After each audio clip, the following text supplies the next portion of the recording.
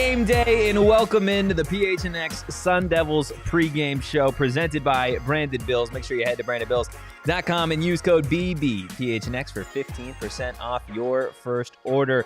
Less than 30 minutes till kickoff for Arizona State and Mississippi State. Appreciate everybody hopping in, joining us. We'll be taking you guys to kickoff. I'm Anthony Totri, that guy right there. That is Senor Rubis. And, of course, we got the deli man behind the Mac making all of the magic happen. Hey! Hit that like button, hit the subscribe button, drop a 5-star review wherever you get your podcasts. I have massive news. You have massive news? Massive news. Tank 17, most famously known for being around during our 24-hour live stream for all 24 hours. Wow. Sending a super chat at the top of the hour, has donated $20 to Big Brothers, Big Sisters of America. Thank you so much, Tank. It is good to see you back here in the chat. If anybody else wants to get on the fun and donate, we're trying to raise $50,000 this month for Big Brothers, Big Sisters of America. Hit that donate button. If you're going to super chat, we'd love it. But instead of super chatting, go ahead, just hit that donate button. We'll read whatever chat you have out on the screen, and we'll know that you donated it because it will give us a little notification. So thank you.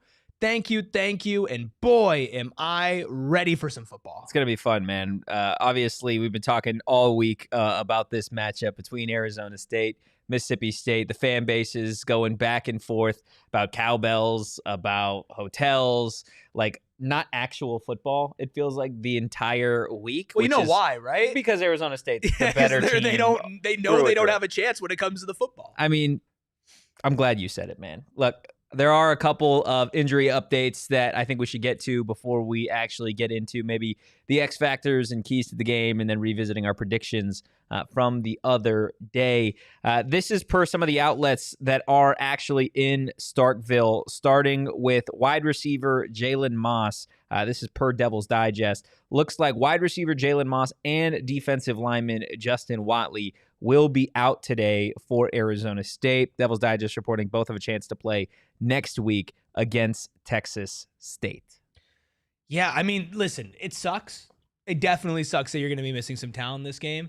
That being said, despite it being a road game, your first true road test of the season, your first overall road test of the season in SEC country with that annoying-ass cowbell, you still have plenty of talent to overcome. You are still the more talented team. You still have Sam Leavitt. You still have Jordyn Tyson. You still have Jaron Hamilton. You still have Shaman. You still have an incredibly stacked defense. Like, it sucks you're going to miss Watley, for sure. And Swanson obviously still out. Zach Swanson's still out as well. But at the same time, we have been preaching depth for this team. And you are the number 12 team in the country playing a bottom-of-the-barrel SEC team. Yeah.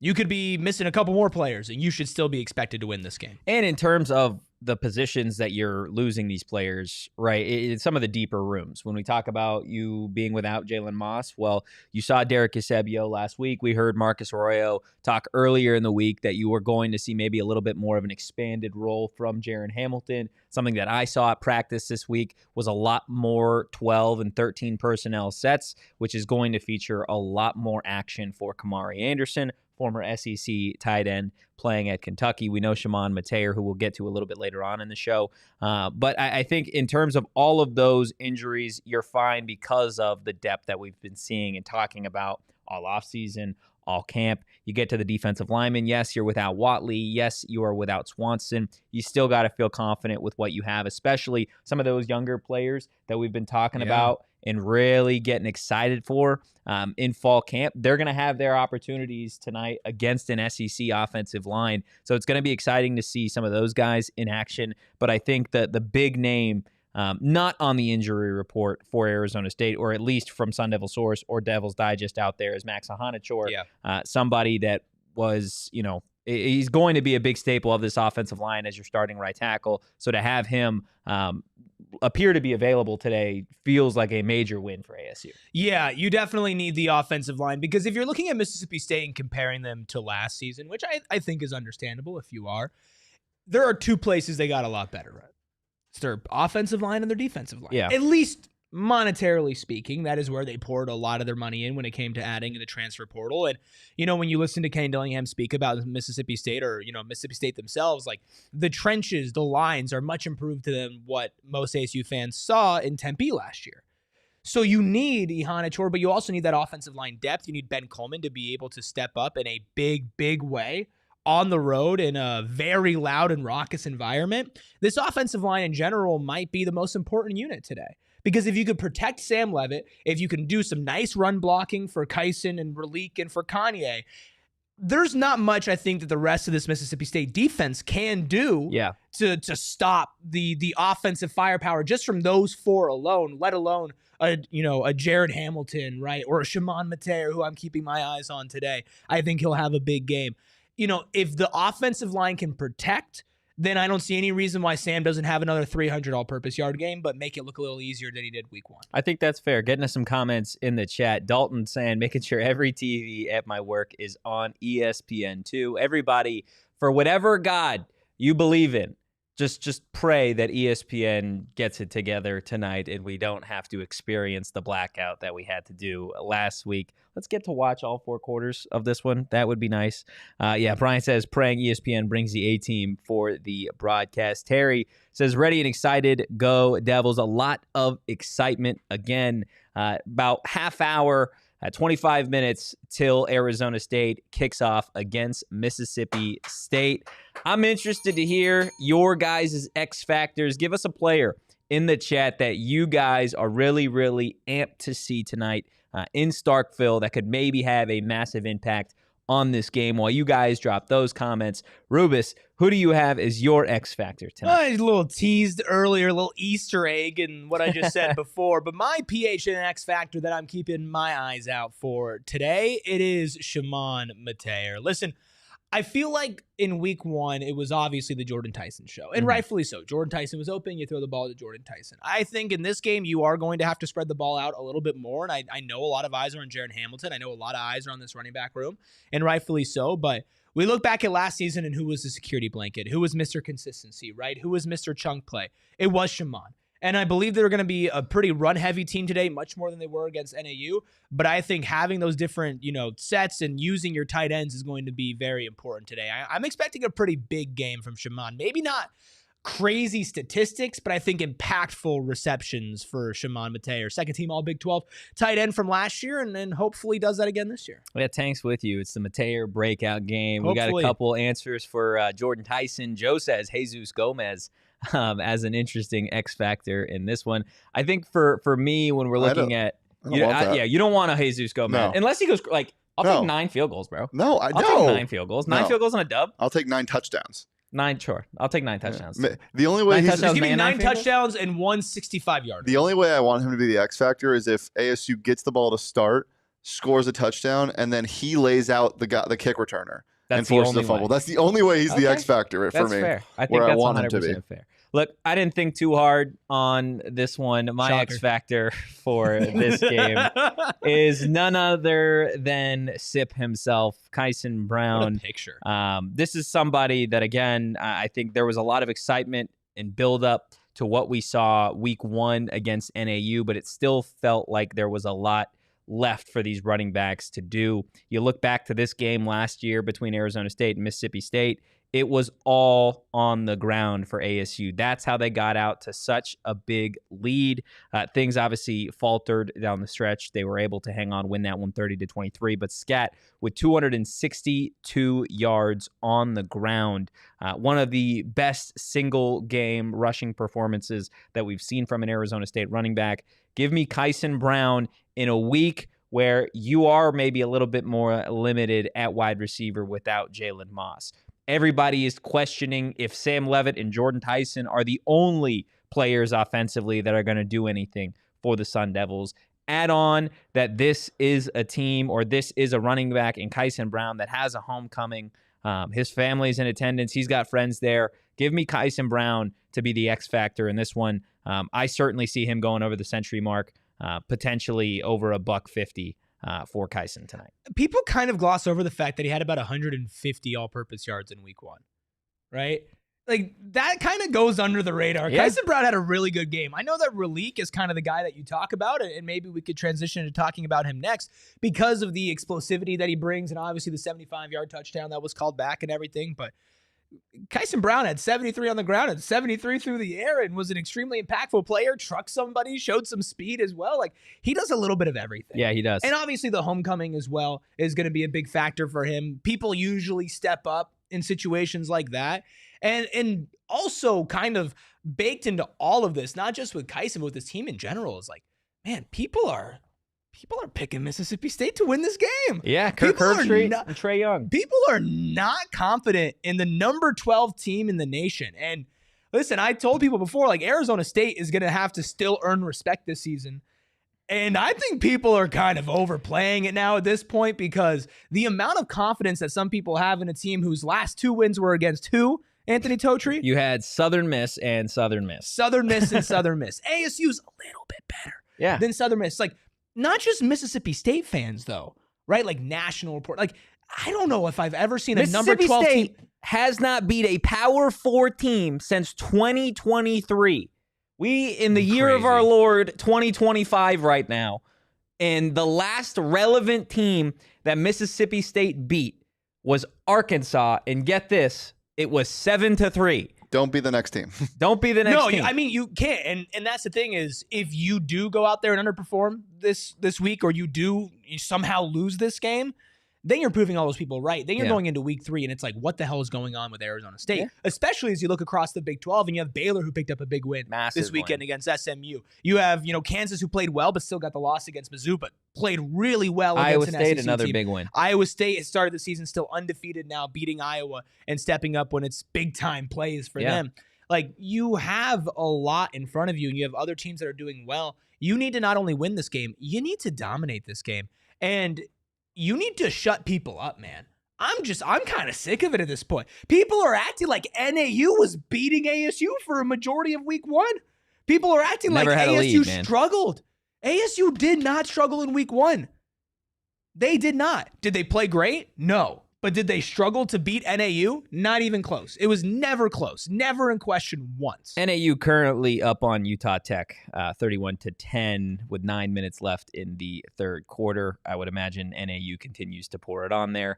NAU is a better team than I think a lot of people think. But again, that's not an excuse for the way that Arizona State performed in that week 1 game. We know that the number 12 team, then the number 11 team in the country, needs to play a whole hell of a lot better if they are going to go on the road in an SEC environment and win a massive football game. Before we get to our keys to victory for Arizona State, for everybody watching, again, please hit that like button. Please hit the subscribe button. And, of course, we will see everybody for a PHNX Sun Devils post-game show right here on the PHNX Sports YouTube channel immediately following the game. So make sure you are subscribed and you got the little notifications on so you know when we are live yet again, with I would say a 99% chance talking about an Arizona State victory.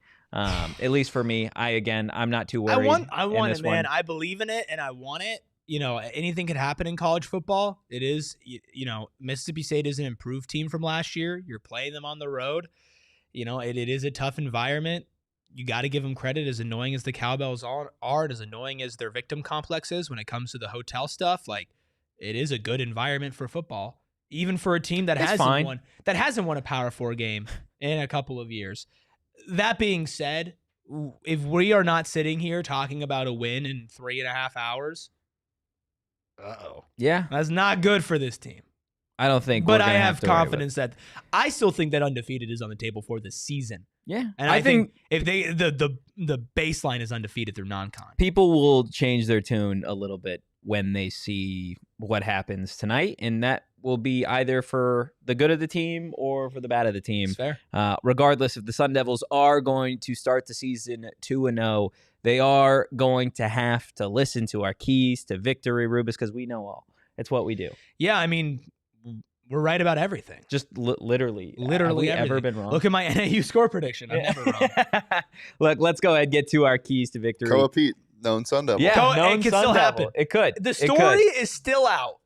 The final chapter in the book of Koa Pete has not been written yet. Yeah. He could totally be. I mean, he's not wrong. Technically. Yeah. Technically. Keona Pete is not a key to this game. No, Keona Pete is not a key to the game. But keeping the refs' flags in their pants is certainly a big key to this one, Rubus. Yeah, I mean, come on. Like you leave week 1, and the number one thing that we're talking about is how sloppy this team was. Yeah. And Mississippi State was a really sloppy team week 1 as well. They had more penalties than ASU. 14. That's that courtesy of the Deli Man.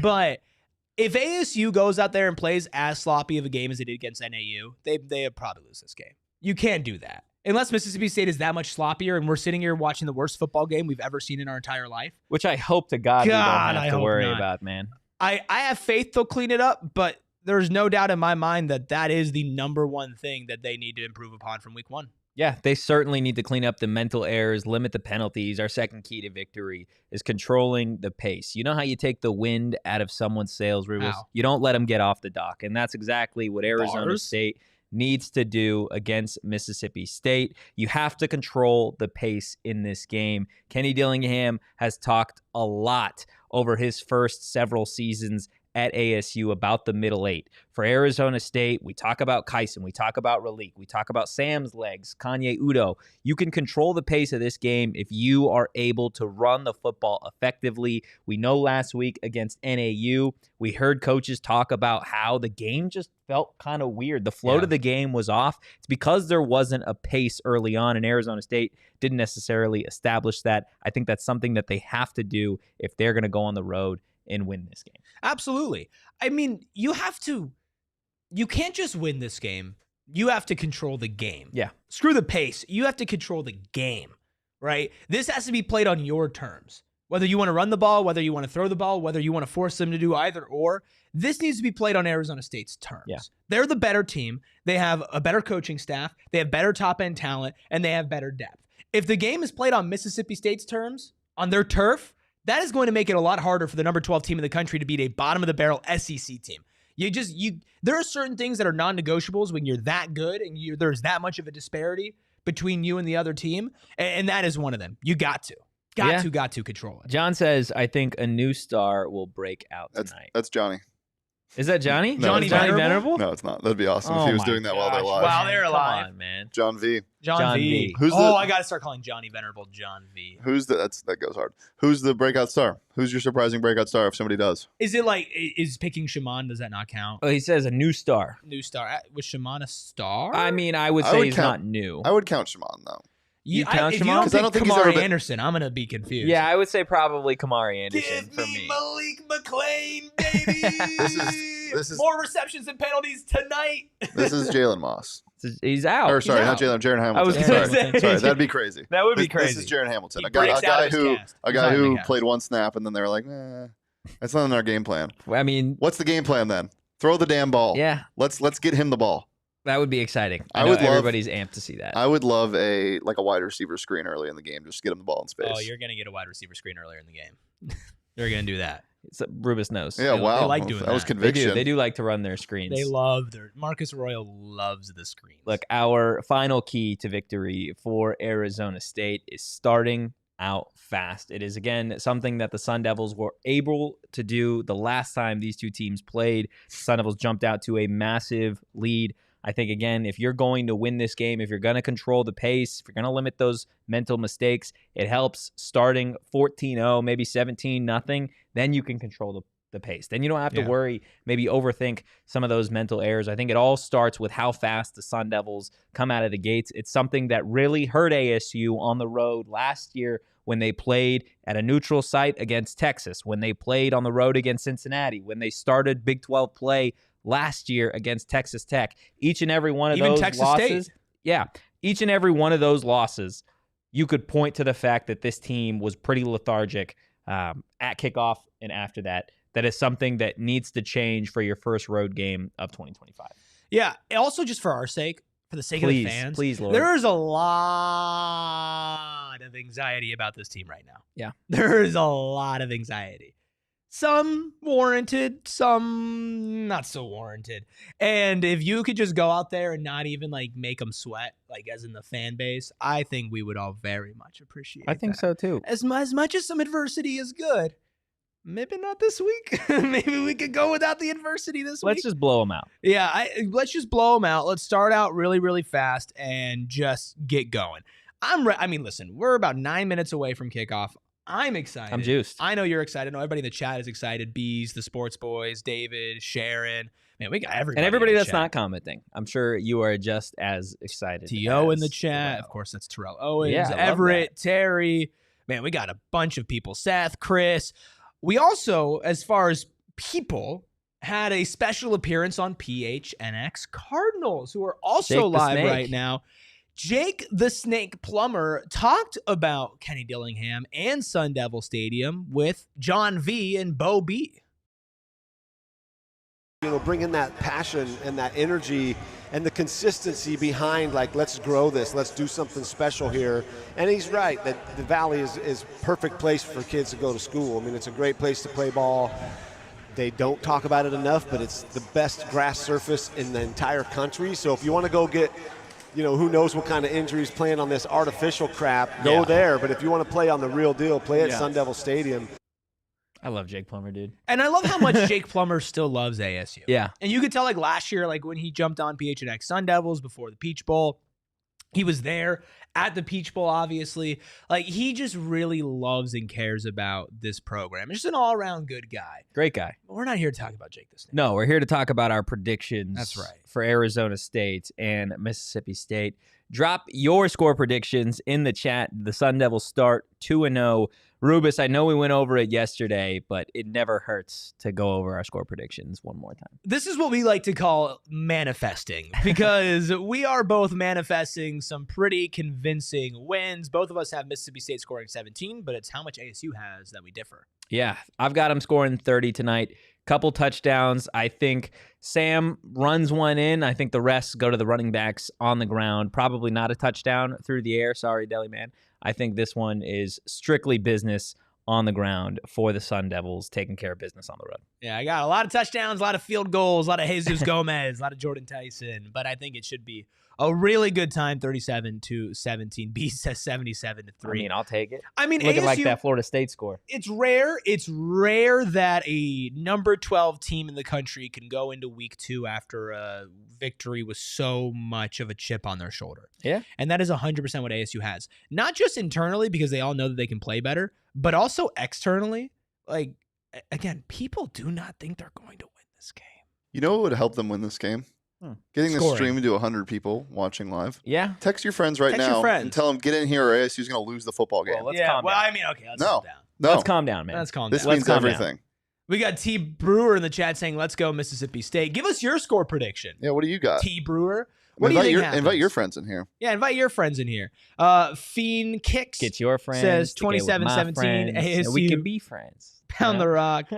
Kellen Dew says predictions jinx teams. Again, if we jinx the number 12 team in the country against the bottom of the barrel SEC team, they're not good. So, yeah, we'll just leave it at that. If it's on us, then they're screwed. It's not on us. It's not on us. No, listen. I'm listening. Listen. I'm listening. We went over our X Factor. We did. Went over our keys to the game. Uh-huh. Are there any other individual players that you are keeping your eyes on the most when it comes to this game? I've loved everything that I've seen in camp from Derek Eusebio. I think he's going to have an opportunity tonight in place of Jalen Moss in the slot. I know there are a lot of people excited to see Jaron Hamilton. With that said, I think Jaron Hamilton has worked more as a perimeter wideout since fall camp. Not to say that he won't play in the slot or that you won't maybe see Jordyn Tyson play a little bit more in the slot with Jalen Moss out. But I do think Derek Eusebio brings an interesting, skill set to this offense.